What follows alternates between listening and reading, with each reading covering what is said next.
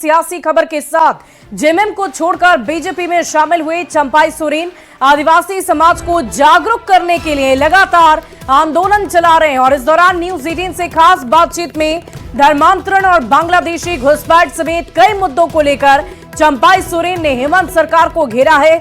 वहीं मंत्री हफीजुल हसन को लेकर भी चंपाई सोरेन ने अपनी राय रखी और ये कहा कि मंत्री हफीजुल हसन संविधान को नहीं शरीयत को मानते हैं। संविधान को नहीं मानने वाला कुछ भी बोल सकता है और अब झारखंडी आदिवासी मूलवासी को एक होने और जगाने का समय आ गया है। झारखंड की सियासत की धारा से बिल्कुल अलग चंपाई सोरेन ने एक अलग मुहिम में जुटे हुए हैं। वो मुहिम क्या है ये चंपाई सोरेन जी से जानेंगे। झारखंड अलग राज्य होकर 25 साल हो गया। 25 साल होने में जो यहाँ का आदिवासी के अस्तित्व को जहाँ अच्छा से डेवलप करने के बाद था वो अब नहीं हो पा रहा है। आदिवासी का स्थिति या अस्मिता ही संकट में आ गया है। वो कैसे? हम शुरू करते हैं संताल परगना से। संताल परगना में बड़ी रफ्तार बढ़ा हुआ है धर्म परिवर्तन का। माने ना CNT एक्ट लागू हो रहा है ना SPT एक्ट लागू हो रहा है।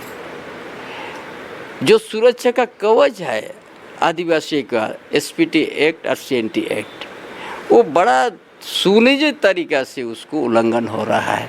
ये सबसे बड़ा मुद्दा बन गया है। अच्छा है आपका प्रेम विवाह हुआ, जिस समाज में आप दूसरा समाज में चल गया, आराम से रहिए, उसमें कोई आपत्ति नहीं है। लेकिन यहाँ का रिजर्वेशन का हकदार आप ना बने। एक झारखंड सरकार के मंत्री हफीजुल हसन ने एक ताज़ा बयान दिया। उन्होंने कहा कि जो है अगर आप जो है वक्फ संशोधन कानून को लेकर उन्होंने कहा है कि अगर आप डिस्टर्ब करेंगे तो मुस्लिम समाज के लोग सड़क पर आएंगे, मारकाट करेंगे। देखो जिसका आप बोला वो तो संविधान को ही नहीं मानता, तो शरीयत को मानता है। बयान आ चुका है।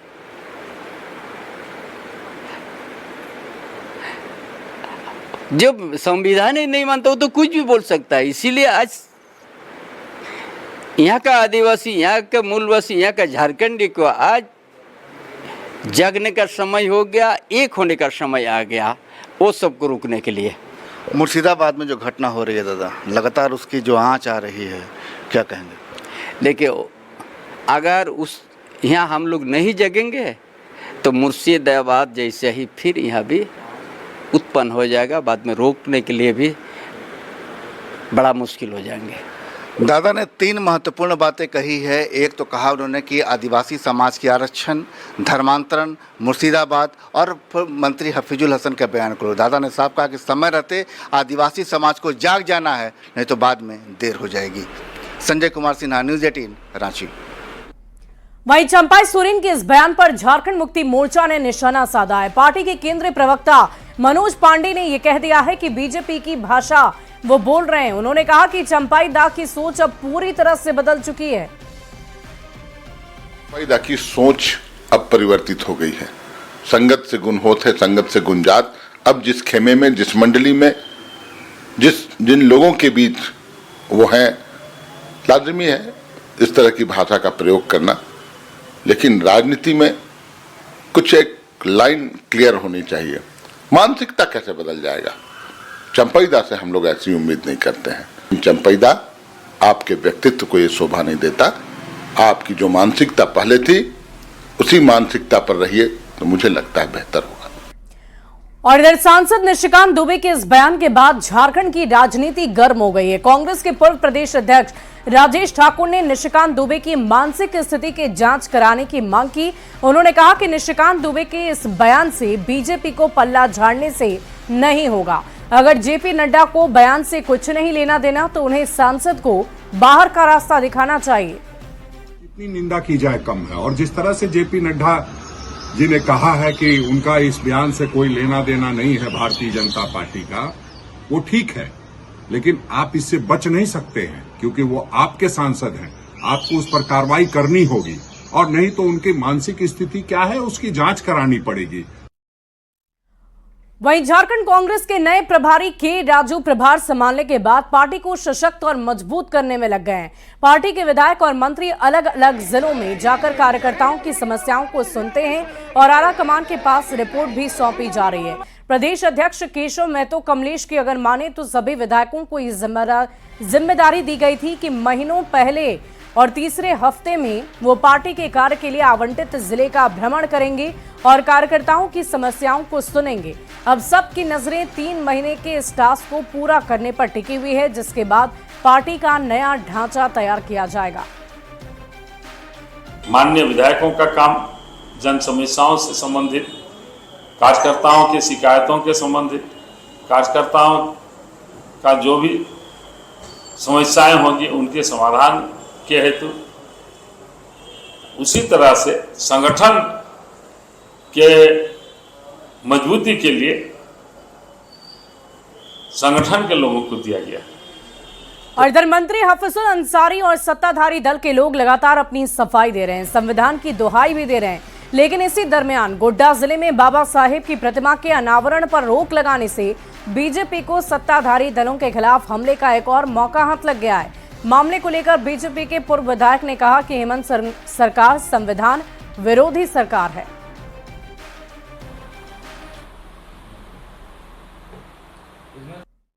गोड्डा में ही जब डॉक्टर भीमराव अंबेडकर जी की मूर्ति की बारी आए तो ये सरकार को रूलिंग याद आ गया और उसका रूलिंग याद आ गया। सुप्रीम कोर्ट जो संविधान से चलता है, संविधान निर्माता जो कि डॉक्टर भीमराव अंबेडकर जी रहे हैं, उनका तिरस्कार करने के लिए ये सरकार आतुर है। उन्हीं के माध्यम से, उन्हीं के मंत्री के माध्यम से ये साफ प्रतीत होता है कि ये सरकार संविधान को नहीं मानती है, चाहे हफीजुल अंसारी हो, चाहे इरफान अंसारी हो। और अब गोड्डा में 2 मंत्री और एक विधायक सत्ता पक्ष का रहने के बावजूद अगर इस तरह की स्थिति परिस्थिति उत्पन्न होती है तो मुझे लगता है कि ये सरकार जो है संविधान विरोधी सरकार है, दलित विरोधी सरकार है। और आइए अब आपको जमशेदपुर लिए चलते हैं, जहां प्रधानमंत्री आवास दिलाने के नाम पर लोग ठगी के शिकार हो रहे हैं, जिसे देखते हुए नगर निगम के लोगों ने जागरूक होने की अपील की है। आपको बता दें कि जमशेदपुर नगर निगम की ओर से बिरसा नगर में 14,000 प्रधानमंत्री आवास योजना के तहत घर बनाए जा रहे हैं और कुछ ही दिनों में लाभुकों के बीच प्रधानमंत्री आवास योजना के तहत गृह प्रवेश भी कराया जाएगा। वहीं दूसरी तरफ शहर में साइबर अपराधी लोगों को प्रधानमंत्री आवास योजना के तहत घर दिलवाने के नाम पर ठगी का शिकार बना रहे हैं। न्यूज़ 18 आपसे यही अपील करता है कि साइबर ठगों के शिकार होने से बचें। सरकारी योजना के लाभ के लिए किसी को भी कोई भी पैसा देने की जरूरत आपको नहीं है। ऑफिस में नहीं जानकारी लेकर के बल्कि इधर उधर से जानकारी प्राप्त कर रहे हैं, वैसे लोगों को मैं सचेत कर रहा हूं कि जो लोगों किसी को क्वेरी हो प्रधानमंत्री आवास योजना से संबंधित, वो हमारे जेएनएसी ऑफिस में आकर के हमारे CLTC मैनेजर हैं और हमारे जो वहाँ सुपरवाइजर हैं उनसे आप जानकारी ले सकते हैं। और अगली खबर बोकारो से, जहां युवती से 54 लाख के गहने ठगने के आरोपी को चीराचास पुलिस ने गिरफ्तार कर जेल भेज दिया है। सोशल मीडिया पर इसके जरिए आरोपी ने दोस्ती की थी और फिर ठगी का शिकार बनाया। हरला थाना क्षेत्र के सेक्टर 8C के क्वार्टर नंबर 2541 का रहने वाला है आरोपी कुमार आदित्य। सोशल साइट के जरिए वो युवती के संपर्क में आया और धीरे धीरे दोस्ती बढ़ाई, फिर इमोशनल ब्लैकमेल का सिलसिला शुरू हो गया। आरोपी अपने हालात का हवाला देकर युवती से कीमती गहने मंगवाता रहा और 54 लाख के गहने की ठगी कर ली। युवती के परिवार ने जब लॉकर की जांच की तो इस पूरे मामले का खुलासा हुआ। पिता की शिकायत पर पुलिस ने केस दर्ज कर दिया है। कार्रवाई करते हुए आरोपी को गिरफ्तार कर जेल भेज दिया गया है।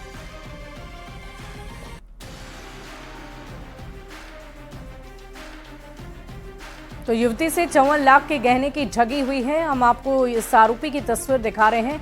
आरोपी ने पहले सोशल मीडिया के माध्यम से युवती को अपने जाल में फंसाया और इमोशनल ब्लैकमेल करके उससे 54 लाख रुपए के गहने ठग लिए। दोनों लड़का और लड़की के बीच का यह संपर्क प्रगाढ़ होता गया। एक और लड़की लड़का के बातों पर विश्वास करने लगी और इसी क्रम में कुमार आदित्य नामक व्यक्ति ने इनको झांसा में रह के इनके घर में रखे ज्वेलरी का सामान और 1,30,000 रुपया भिन्न भिन्न तिथियों में इनके घर जाकर ठगी कर लिया। इसके आधार पर प्राथमिकी दर्ज की गई है। कुमार आदित्य नामक व्यक्ति को न्यायिक हिरासत में भेजा गया है। और अगली खबर आपको जमशेदपुर से बताएंगे, जहां सदर अस्पताल में सामुदायिक स्वास्थ्य पदाधिकारी धरने पर बैठ गए हैं। एमजीएम अस्पताल के आयुष्मान विभाग के सीएचओ ज्योति कुमारी पर हमला बोला गया था और हमलावर की गिरफ्तारी की मांग को लेकर जिले के सभी सीएचओ सिविल सर्जन ऑफिस के मेन गेट के सामने प्रदर्शन कर रहे हैं। आपको बता दें कि रोहिडी में आयुष्मान आरोग्य मंदिर अस्पताल के इंचार्ज ज्योति कुमारी को 5 लोगों ने कुल्हाड़ी से मारकर गंभीर रूप से घायल कर दिया। पीएमएच अस्पताल में उनकी हालत गंभीर बनी हुई है। सिविल सर्जन ने मामले में कार्रवाई का भरोसा दिया है।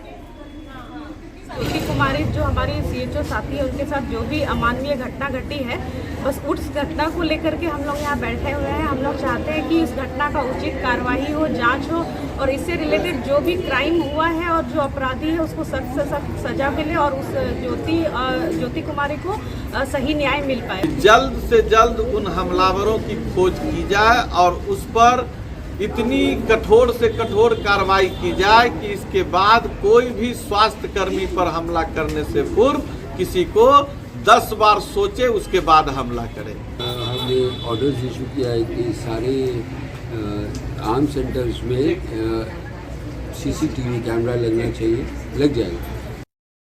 और इस बीच देवघर से आपको बड़ी खबर बताएंगे। कुंडा में मेडिकल शॉप में फायरिंग हुई है। दवा दुकानदार के हाथ में गोली लग गई और जमीन घेराबंदी में रंगदारी से जुड़ा हुआ ये मामला बताया जा रहा है। गोलीबारी से पूरे इलाके में दहशत का माहौल है। सीसीटीवी में कैद फायरिंग की घटना। 4 अपराधियों की पहचान हुई है। 8 से 10 की संख्या में ये अपराधी पहुंचे हुए थे और 10 लाख रंगदारी नहीं देने पर हमला बोला। अचानक मेरा दुकान पे आया, वो लोग, हम पीछे घूमे थे स्लाइन निकालने के लिए, उसके बीच में वो हम लोग पर हम पे गोली चला दिया। पहली में वो लाठी लेके घुसा तो पहले काउंटर को तोड़ फोड़ कर दिया और दूसरे नंबर में वो गोली से पहले वो हमको मारने लगा। उसके फर्स्ट में जब वो मेरा हाथ में गोली वो काउंटर में घुस के बाहर से जब मार दिया तो फिर हम पीछे हट गए। उन लोग को हम बहुत समझाए लेकिन नहीं समझा। वो लोग बहुत ज़्यादा लोग मारपीट करने लगा। वो लोग मेरे साथ जमीन लिए हैं, जमीन घेर रहे थे तो आया बोला जी कि हमको जो है पैसा दीजिए 10 लाख रुपया। तो हम लोग उसको रगेद करके भगा दिए। उसमें 4 लड़का था। उसके बाद में आज 2 घंटा के बाद 10 लड़का आया, मुंह में गमछी बांध करके। उसके बाद आया तब गोली चलाया, 15-20 राउंड गोली चलाया। मेरा दवा दुकान घुसा, वहाँ पैसा काउंटर में जो तोड़ फोड़, पुलिस पूरा शीशा उसा भांग दिया। और अगली खबर हजारीबाग से आपको बताएं, जहां चौपारण प्रखंड में मनरेगा योजना में गंभीर अनियमितता मिली है। प्रखंड क्षेत्र के पवई गांव में दिन दहाड़े जेसीबी मशीन से डोभा खुदाई का वीडियो सोशल मीडिया पर बहुत तेजी से वायरल हुआ। योजना का काम मनरेगा मजदूरों से कराना जरूरी है, लेकिन नियमों को ताक पर रखकर मशीन से काम कराए जा रहे हैं। स्थानीय लोगों के विरोध के बाद मामला सामने आया। चौपारण प्रखंड विकास पदाधिकारी इस मामले को लेकर जांच कर कार्रवाई की बात कर रहे हैं। तो सबसे पहले तो प्रथम दृष्टया लग रहा है कि कोई योजना का कार्य हो रहा होगा। ऐसे हम लोग प्राथमिक जांच उसका करवाए हैं। ज्ञात हुआ है कि किसी लाभुक के द्वारा निजी जमीन में अपना काम किया जा रहा था। वो कोई सरकारी स्कीम नहीं है। इसके अतिरिक्त फिर भी मैं स्वयं जा रहा हूँ जांच करने और कुछ हमारे एजेई लोग भी जाएंगे और यदि सरकारी योजना में जेसीबी का साक्ष्य पाया जाता है तो संबंधित नेट लाभुक इसके खिलाफ मनरेगा अधिनियम के तहत प्राथमिकी दर्ज की जाएगी और रिकवरी भी की जाएगी।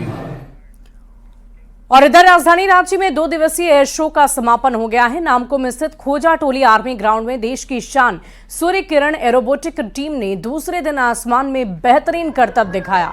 आसमान में 5 मीटर से भी कम दूरी रखते हुए पायलट ने अलग अलग कलाकृतियां बनाई और लोगों में जोश भर दिया। इसके साथ ही सभी को देश की ताकत का एहसास कराया।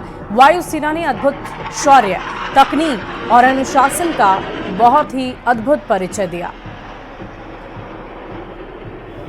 ये नया भारत है, न डरता है, न झुकता है, न पीठ दिखाता है, न किसी देश के आगे हाथ फैलाता है। ये नया भारत दुनिया के सतत से सतत राष्ट्र के राष्ट्राध्यक्ष के आंख में आंख डालकर बात करता है। नया भारत फिल्टर ऐसा है कि आपका हमारी ताकत, पूरी दुनिया हमको ताकत रूप से मान रही है।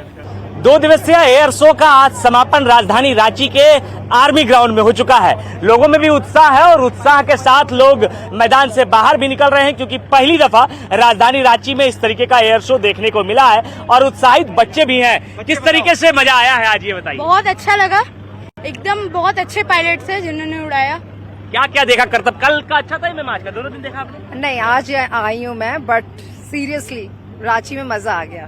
क्या क्या आज का खास दिखा आपको? जो तिरंगे थे और यूनिटी दिखाया गया और स्ट्रेंथ और कॉन्फिडेंस, सब चीजें फील हो रही थी आज। पूरा मजा ले गया? Yes, very nice. आधे घंटे में मजा आ गया? यस। क्या क्या खास दिखा? मुझे क्या क्या खास?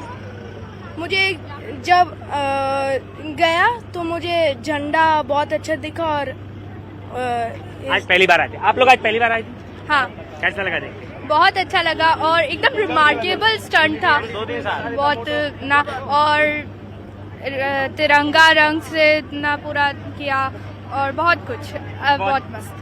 बिल्कुल, सभी जो लोग यहाँ पर पहुंचे हैं उनका कहना है कि बेहद ही रोमांचित करने वाली ये तस्वीरें थी। लोग आप देखिए कि एयर शो पर जो तस्वीरें हैं वो लेने का भी प्रयास कर रहे हैं, ये दिखाने का प्रयास कर रहे हैं कि आज का जो शो था वो यादगार था। कैसा था शो मैम, ये बताइए। बहुत अच्छा। क्या कुछ खास था आज का? मतलब जब एयर शो हो रहा था तो मतलब बहुत एक्साइटमेंट फील हो रहा था, और एक तो एकदम सामने से पार हो गया, कैमरा ऑन ही नहीं कर पा रहे थे, और वो मतलब इतना स्पीड से पार हो रहा था कि कैमरा ऑन करते करते गायब। पहले कभी देखा था? नहीं, पहले तो लाइव नहीं देखा था, आज फर्स्ट टाइम है, बहुत अच्छा लगा। कल भी देखा था? नहीं, कल नहीं आए थे, आज ही का प्लानिंग था और बहुत अच्छा लगा। मतलब आप लोग छोटे छोटे बच्चे भी आए हैं, आप लोगों ने देखा? हाँ। क्या लगा, कैसा लगा देख के? मतलब इतना अच्छा, मतलब सुबह सुबह का था, पूरा अच्छे से लाइट आ रहा था, सब फास्ट फास्ट जा रहा था ना, और ऊपर से प्राउड भी लग रहा था, इंडिया का है। बिल्कुल। आपने क्या क्या देखा आज? लगा कि जैसे सीधा आएगा इतना स्पीड से आया कि लगे इतना ऊपर जोर से आएगा तो इसका बाल बहुत स्पीड से आया था ना। तो आपको भी एयरफोर्स में जाना है? नहीं जाना, क्योंकि मुझे बड़े होके इंजीनियर बनना है। इंजीनियर बनना है? प्लेन उड़ाने की इच्छा है? नहीं, इंजीनियर बनना है। क्योंकि फिर ऊपर जाता हूँ तब पेट में गुदगुदी होता है। ऊपर जाने के बाद पेट में गुदगुदी होता है, ऐसे बच्चों का कहना है। हालांकि बेहद ही रोमांचित करने वाला ये 2 दिवसीय एयर शो जो है आज समाप्त हो गया है, और लोगों का कहना है कि जिस तरीके से ये एयर शो लाइव पहली बार राजधानी में हुआ है, ये रोमांचित करने वाला था। कैमरा पर्सन संजीव तिवारी के साथ गौरव झा, न्यूज़ 18 रांची। बढ़ते आगे, अगली खबर धनबाद से, जहां हाईकोर्ट के जस्टिस 2 दिवसीय दौरे के लिए पहुंचे। जस्टिस ने झरिया अग्नि प्रभावित क्षेत्रों का भ्रमण किया। उन्होंने अग्नि प्रभावित क्षेत्र में रह रहे लोगों की स्थिति को देखकर चिंता जाहिर की, और इस दौरान उनके साथ बीसीसीएल के कई अधिकारी भी मौके पर मौजूद रहे। आपको बता दें कि हाईकोर्ट के जस्टिस संजय प्रसाद का लोधना से पुराना लगाव रहा है। जस्टिस संजय प्रसाद ने 1989 में भागा के सरकारी स्कूल स्वतंत्रता भारत स्कूल से मैट्रिक की परीक्षा पास की थी। दोनों ही है, फाइनेंशियल कंडीशन और फिजिकल कंडीशन, जो बदलाव है, जो साफ सफाई सुविधाएं होनी चाहिए, वो आज भी वैसे नहीं दिख रही जो आज से मैंने 50 साल पहले लगभग देखा करता था। अब इस जिम्मेवारी कलेक्टिव रिस्पॉन्सिबिलिटी है, सरकार की भी जिम्मेवारी है, पब्लिक की भी जिम्मेवारी है, ट्रांसपोर्टर्स उनकी भी जिम्मेवारी है, आम आदमी की भी जिम्मेवारी, सभी की जिम्मेवारी है। तो उम्मीद करते हैं यह कुछ बेहतर होना चाहिए। जिनकी जो जेन्युइन डिमांड है वो सरकार को कंसीडर करना है, जो भी जेन्युइन है सरकार कंसीडर करे, उसकी एक अलग प्रक्रिया है। और अगली खबर रामगढ़ से आपको बताएं, जहां कोयलांचल के बरकाकाना रेलवे जंक्शन से मुंबई जाने के लिए 2 साप्ताहिक ट्रेनों की सौगात मिली। ट्रेन के माध्यम से लोगों को आने जाने में काफी आसानी होगी, साथ ही स्टेशन पर दुकान चलाने वाले लोगों को इससे काफी फायदा भी मिलेगा। और अधिक जानकारी दे रहे हैं न्यूज़ 18 संवाददाता जावेद खान। जंक्शन को मुंबई जाने के लिए 2 ट्रेनों की सौगात मिली है। एक ट्रेन जो है गया से बरकाकाना, हटिया, राउरकेला, नागपुर के रास्ते मुंबई जाती है, जबकि दूसरी ट्रेन धनबाद से बरकाकाना, डाल्टनगंज, गढ़वा, सिंगरौली, कटनी, इटारसी के रास्ते मुंबई जाती है। हमारे रेल मंत्रालय से मांग है कि उस ट्रेन को रेगुलर किया जाए। जी, रेगुलर किया जाए, उसमें यात्री का ज्यादा सुविधा जाता है, यात्री उतर। आपको कोई फायदा है? इनकम भी, आप कुली का काम करते हैं, फायदा आपको है, रोजगार बढ़ा है। रोजगार पहले रांची जाना पड़ता था, हटिया जाना पड़ता था। अच्छा, अब यहीं से रेगुलर हो गया, मतलब रेगुलर कर दिया जाए तो और अच्छा होगा। तो आप देख सकते हैं यहाँ पर यात्री जो हैं वो चाहते हैं कि इस ट्रेन को रेगुलर किया जाए, ताकि उन्हें जो फिलहाल असुविधा हो रही है वह असुविधा ना हो। हालांकि रेलवे मंत्रालय के शुक्रिया अदा कर रहे हैं, इस ट्रेन के खुलने से अब उन्हें रांची नहीं जाना पड़ रहा मुंबई ट्रेन पकड़ने के लिए। और यहाँ जो कुली है उनका कहना है कि इस ट्रेन के खुलने के बाद उनका रोज़गार भी बढ़ा है, यहाँ पर जो स्थानीय जो दुकानदार है स्टेशन पे उनका भी रोज़गार बढ़ा है। ऐसे में रेलवे मंत्रालय से चाहते हैं कि इन दोनों ट्रेनों को रेगुलर किया जाए, ताकि कोयलांचल के लोग सीधे आसानी से कम समय में मुंबई और मुंबई से वापस अपने घर लौट सकेंगे। जावेद खान, न्यूज़ 18, रामगढ़। और अब आपको सिमडेगा लिए चलते हैं, जहां अभी गांव ऐसे हैं जहां अपनी बदहाली के आंसू वो बहा रहे हैं। सदर प्रखंड की कुल्लू केरा पंचायत अंतर्गत चीरो बेड़ा गांव के लोग आज भी मूलभूत सुविधाओं से वंचित हैं। गांव में ना तो सड़क है, ना ही पीने की पानी, और इस चिलचिलाती गर्मी में ग्रामीण सूखी नदी के तपते बालू को खोदकर गंदा पानी पीने को विवश है। पानी का, रोड का सब यह समस्या है। पानी की समस्या कैसा? पानी कहाँ से पीते हैं? पानी झेरिया रंगा है, सहा वह बालू से छिट छिट के लानी हमें। व्यवस्था वही, नदी तो पूरा सूख गया है, देख ही रहे हैं आप लोग। नदी को कोड़ते हैं सब, मतलब महिला मिल के कोड़ते हैं, फिर वही पानी निकलता है, उसको हम लोग निकालते हैं, साफ करते हैं जितना हो सके उतना, फिर वही भरते हैं सब कोई लाइन लग के। पानी की समस्या है यहाँ पर। कुछ साल पहले टैंकी के द्वारा पानी सप्लाई दिया गया था, लेकिन अभी 2-2.5 साल से बंद है। तो अभी कहाँ से पानी पीते हैं? अभी वही नदी का जो बालू है उसको हटा के फिर वहाँ से पानी को साफ करके पीते हैं। गांव में तो पानी का समस्या है, रोड का समस्या है। तो पानी की व्यवस्था कैसे हो पाती है पीने के लिए? पानी का व्यवस्था तो वही नदी जाते हैं, बहुत परेशान होता है, यहाँ से गड्ढा खोद के लाते हैं। ये जो पूरा इलाका है, ये पूरा इलाका जो है कि पूरा शहर से, पूरा ज़िला से कटा हुआ है, क्योंकि यहाँ पर ना रोड है, ना किसी तरह का पीने का पानी का सुविधा है, और बहुत सारी मूलभूत सुविधाएं हैं जिनसे ये गांव पूरा वंचित है। और इसी बीच पलामू से बड़ी खबर आ रही है। मेदिनीनगर शहर थाना कैंपस में आग लग गई। हनुमान मंदिर के पास आग लगने की घटना घटी है। थाने में रखी कई गाड़ियां जलकर खाक हो गई। फायर ब्रिगेड ने आग पर काबू पा लिया। आग लगने की वजह का खुलासा नहीं। गाड़ियों की पहचान में फिलहाल पुलिस जुटी हुई है। बड़ी खबर आपको पलामू से बता रहे हैं, जहां फायर ब्रिगेड ने आग पर काबू पा लिया है। इस वक्त की बड़ी जानकारी, एक्सक्लूसिव तस्वीरें देखिए। मेदिनीनगर शहर थाना कैंपस में अगलगी की घटना हुई है। आपको बता दें कि बढ़ती गर्मी के बाद से लगातार अलग अलग इलाकों में आग लगने की घटनाएं बढ़ती ही जा रही है। और फिलहाल इस बुलेटिन में